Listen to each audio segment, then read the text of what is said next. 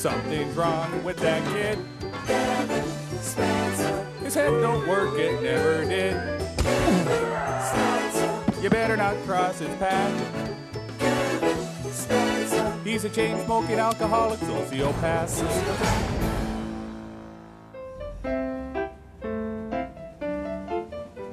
Kevin was on his way to adult prison, and he was scared. Being locked in a cage wasn't what frightened him, since he'd already spent almost half his life in and out of juvenile halls and mental health facilities because of his anger issues and problems dealing with authority. He was scared of the older convicts.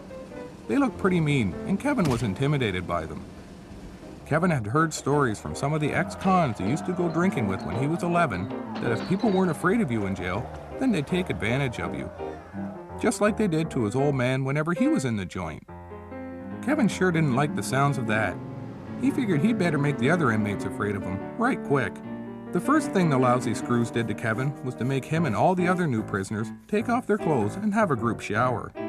Kevin got as far as taking off his shirt, then he froze with self-conscious fear. He didn't much like the idea of being naked in front of a bunch of other men because of what his father had taught him about people like that. Bible says homos is wrong. So instead of taking off his pants, Kevin rushed one of the guards and cranked him a real sweet one in the kidney.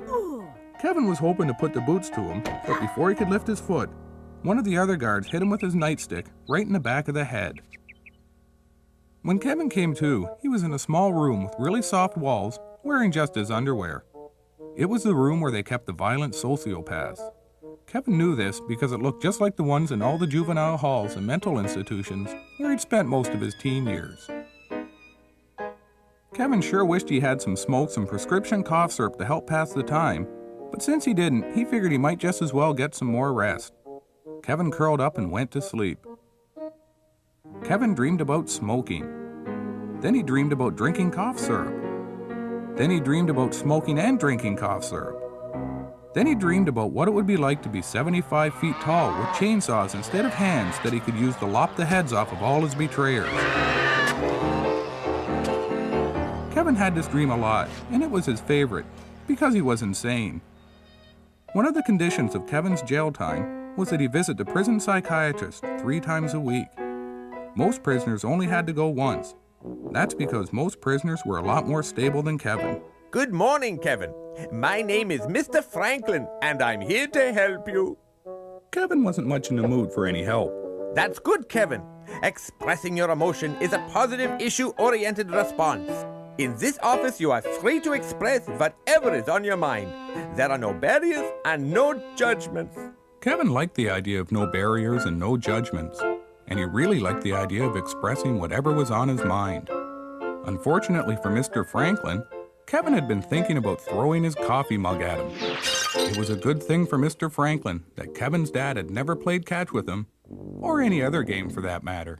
I've studied the court documents from your trial, and despite what the judge, the prosecution lawyers, your parole officer, the teachers and students at your school, and your parents said, I don't think you are a worthless, lost cause. So let's talk about your parents. What kind of people were they? When Kevin's dad, Percy Spencer, was 18, he enlisted in the Army because he'd been arrested for vagrancy so many times that the judge told him if he didn't get a job, he was going to jail for a good long time. Up yours, prick. The old man wasn't much for working, and he didn't have any job skills because he was an alcoholic and had quit school halfway through grade 6 when he turned 16. The first day of boot camp was really hard. You are all worthless, putrid pieces of scum that have been handed the sorry task of trying to mold into men. Most of you won't last, and the ones that do are gonna hate me anyway. Shut your hole, I got a headache from drinking. Percy still had a few things to learn about Army life. After he hit the drill sergeant, they put him in a metal shed out in the middle of the field for 6 hours to try and sweat some sense into him.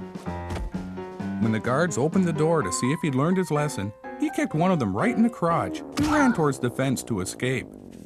But because Kevin's dad had been a heavy smoker since he was 7.5 years old, he only made it halfway to the fence before he had a stroke. While he was recuperating in the hospital, he broke into the medicine cabinet and stole a bunch of morphine and Percodan. Then he went AWOL, sold the drugs to some teenagers, and went on a 3-week drinking binge.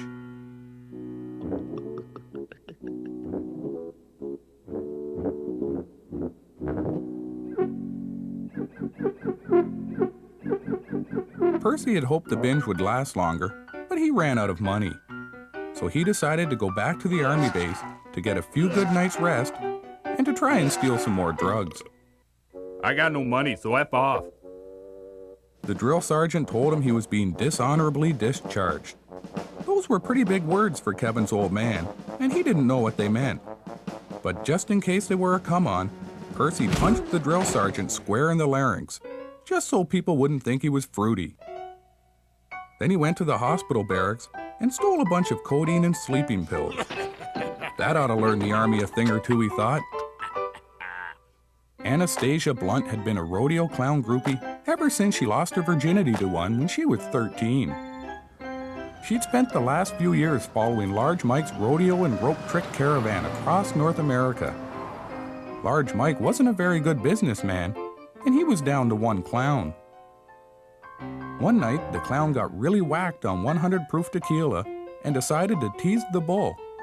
A whole lot more than bulls like. Hey, Bull! You're a stupid goof! That ain't good thinking. Because he was so loaded, Happy the rodeo clown couldn't run worth a damn, and the bull caught him and stuck his horn right through Happy's spine. Because the doctor said Happy would never walk again and his days as a rodeo clown were over, Anastasia found herself without a whole lot to do. Percy didn't like having to walk places, especially since his heart attack. But he was too poor to afford a car, and even if he could, he wouldn't be allowed to drive because of his 13 driving while impaired charges and the $4,600 he owed in parking tickets. Still, it was pretty hot out, and Percy figured he was a long way from any cops, so he decided to steal the next car he saw. The chip wagon was the nicest car Percy had ever been in, and the man he'd stolen it from had $27 in his pocket. Percy thought there must be big money in running a chip wagon to have that kind of scratch lying around. To celebrate his newfound freedom, he bought a big jug of wine, ate a handful of the pills he'd stolen, and decided to see how fast a chip wagon could go. Percy wasn't as far away from the cops as he thought. Anastasia was stuck in the middle of nowhere. Large Mike had promised to take her with him if she slept with him, but after he was done, he just laughed and drove away. Anastasia figured she'd have the last laugh, though, because she'd stolen his wallet out of his pants and because Happy had given her syphilis. Anastasia figured she'd hitchhike to Nashville and try and meet some more clowns. That's when Percy drove past. Their eyes locked, and it was love at first sight. Then a bunch of police cars drove past her. Maybe it was just the codeine and wine talking, but Percy was in love. He decided to ask the woman to marry him. You're so pretty you make a man want to do it regular with you. You in? I got syphilis. Who don't? I'll wait for you, sugar, and I'll see a doctor about my privates. Don't forget the smoke! Don't forget the smoke! It was Kevin's second week in adult prison. He was still pretty scared and nervous, but he wasn't alone anymore because his dad had just been sentenced to 2 years less a day for public drunkenness and discharging a firearm within the city limits. And he was in a cell not far from Kevin's. This here's my boy. Boy, this here's your Uncle Mike and your Uncle Frank. Them 3 guys is Frank's kids. Them others belong to Mike and his wife, even though he ain't but fathered one of them. Bootlegger fathered the others, because me and the missus ain't had jobs or money for drinking. How long you in for, boy? Kevin told his uncles and cousins that he was doing 25 to life. They all laughed at him because he had the longest sentence. Then they took turns telling him what they were going to do when they were free, and he was still in jail. It was a fun get-together. Kevin wanted the good times to continue, but suddenly the exercise yard went silent. There was a new prisoner. His name was Slappy Bigelow. Most people already knew him because he'd only been released 2 weeks earlier.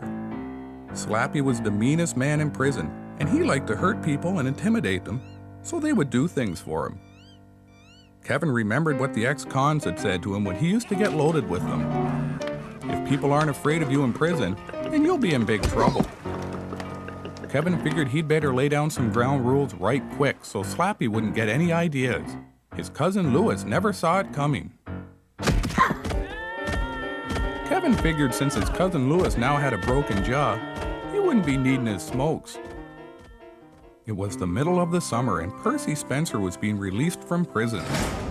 Percy and Kevin's mom had written letters to each other almost every day, which wasn't as big a deal as it might seem because neither one of them knew a lot of words, so the letters were pretty short. Kevin's dad got all his clothes back, and the prison warden gave him $50 release money.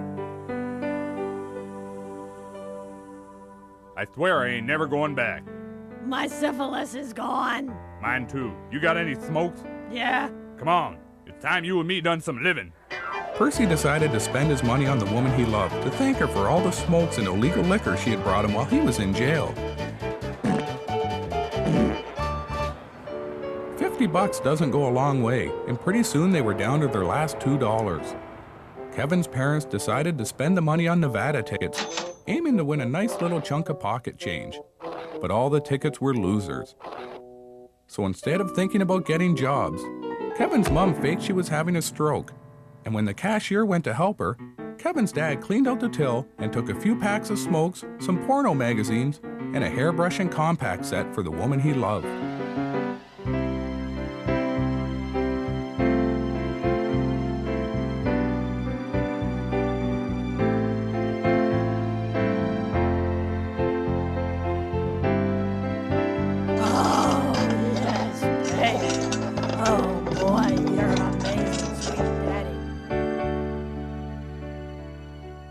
Way better than at least half the women I paid for. Kevin's mom thought that Percy was calling her a prostitute, so she cuffed him with an empty bottle of wine and told him to get his useless convict ass out of her bed before she phoned the cops and turned him in for ripping off the liquor store. Percy didn't much like being talked to like that, and he aimed to straighten things out. But before he could get to his feet, Kevin's mom caught him with a left hook to the kidney and a real sweet one right in the temple. Percy was already dizzy because he was loaded, and the punches sure didn't help things. He passed out cold. When Percy woke up 2 hours later, his head was in Kevin's mom's lap, and she was crying really hard. Mama, sorry, babe. I promise I will never hit you again. Mama loves you, sweet. You're still my sugar, ain't you? You got a smoke? After Percy cleared his head and smoked a few more cigarettes, he made love to the woman he loved. Maybe you're better than any rodeo clown I've ever had. Then he stole the neighbor's pickup truck, drove into town, and ripped off some more booze. Kevin's dad was wrong when he said he was never going back to prison. Mama will wait for you, sugar. Bring smokes. I forgot to tell you, I ain't on the bill. I ain't supporting no kids. You tricked me, you effing temptress. Kevin's mom didn't like being called names, so she said that Percy was a dumb unemployed son of a bitch who was too stupid to get a job and support anything. Percy told her to shut her hole and that there were plenty of other women in the world who would be happy to take up with a man like him. Kevin's mom laughed. Then she told the cops about the cash and porno magazines, so Percy would get a few extra months tacked onto his sentence. She figured that ought to teach the moron a thing or two. Don't forget the smoke! I'm sorry, baby. I love you. Don't take my baby. Kevin's mom was so upset that she threw a bottle of rye right through the back window of the police cruiser. She was sentenced to 3 months in jail for obstruction of justice. This really made Kevin's dad angry because now there was no one to bring him smokes.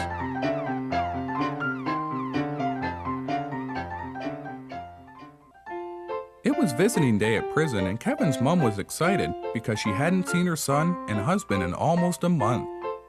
She was supposed to visit every week, but because of her drinking, a lot of times she just forgot to go. She had a fresh carton of smokes for Kevin and one for his dad. Uncle Mike and Uncle Frank's wives were there too, and almost all of their kids, except for the ones who were in different prisons.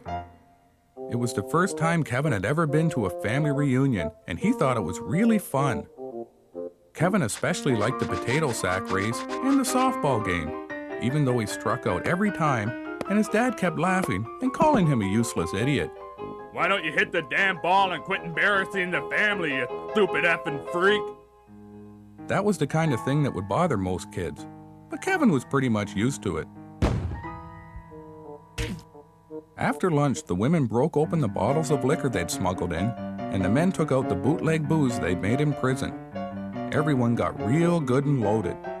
Kevin wished his mom had brought the cough syrup he'd asked for, but he was happy she'd just remembered to come at all. Who's my little cowboy? Who's my cowboy?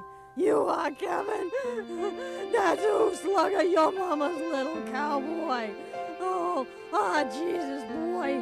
Why'd you have to be like your useless father? Jesus, boy. Which one of you dumb son of a bitch convicts want to dance? Uncle Mike's wife had brought a tape deck. She put in her new Best of TV theme songs cassette and started to dance. Pretty soon, everybody joined in. Kevin didn't really like dancing, but he didn't want to be left out. Uncle Frank asked Kevin's mom to dance. The first song was a fast one, so that was okay. Then a slow song came on, and they started to kiss, because they were both so drunk that they figured no one would notice. They were wrong. It's showtime! Kevin's dad jumped on Uncle Frank's back, and they fell to the floor. All of Kevin's relatives started to cheer. You got a gimp leg, Frank. Kick him in the leg. You got a gimp leg. Pretty soon, though, it got kind of boring just standing there watching Kevin's dad and Uncle Frank fight, so the rest of them decided to get in on the action and let off some steam. Kevin didn't really have any reason to hit anyone, but that wasn't the kind of thing that had ever stopped him before. He picked up a chair and threw it as hard as he could. Louis never saw it coming. Kevin figured that since Louis's jaw was re-broken, he wouldn't have much use for the smokes he was carrying, or the money in his pocket. Things had worked out so well the first time that Kevin figured he'd throw another chair to see if he couldn't collect enough for a whole carton of smokes.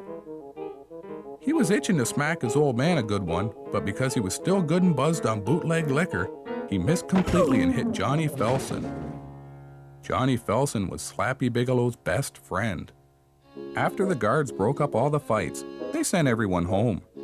Kevin's mom said it was the nicest party she'd been to in a long time, and she cried when she left and promised to be back the next week with more smokes. Kevin could hardly wait. I have to tell you, Kevin, I'm excited. The more I discover of your childhood, the more I am convinced that beneath your troubled exterior lies a young man crying out for the loving embrace of a father figure. Let me be that father figure you never had. Let me play catch with you and teach you how to tie a tie. I want to give you unconditional love. Kevin didn't understand a lot of the big words, but he pretended he did, so Mr. Franklin wouldn't think he was a moron. Besides, thought Kevin, it was a whole lot safer in Mr. Franklin's office now that Slappy was looking to tear him a new one for hitting his best friend with a chair.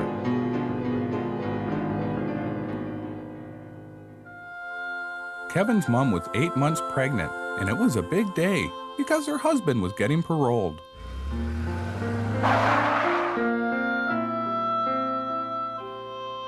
Ain't got no money, so F off.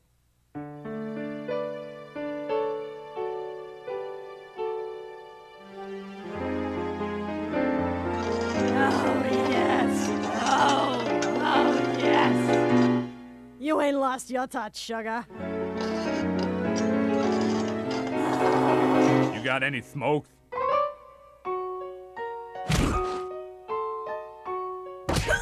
I've been thinking, what, because of the extra child support and me loving you, we ought to get hitched. I always knew you'd make an honest woman out of me.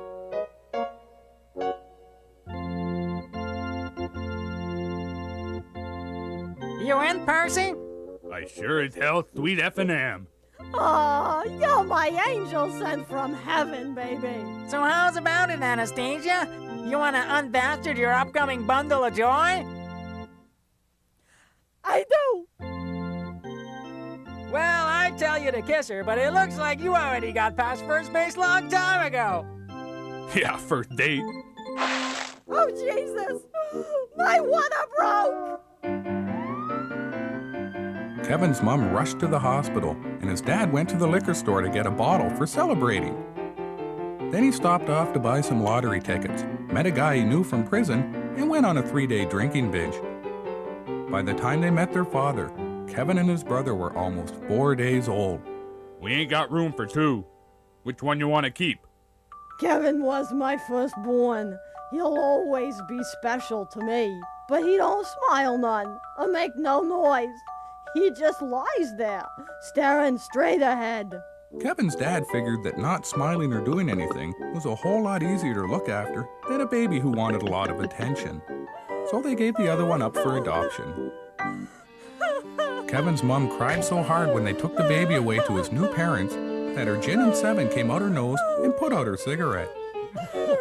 Kevin's dad decided they should all go down to the mall to get more lottery tickets and have a real nice family portrait taken.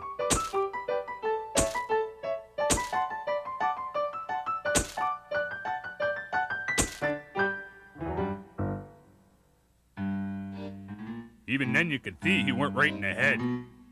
It was the end of Kevin's first month in adult prison, and things were going pretty well so far. The other prisoners pretty much left him alone, mostly because there was a lot of publicity surrounding Kevin's trial, and just about everyone knew he was sociopathically insane.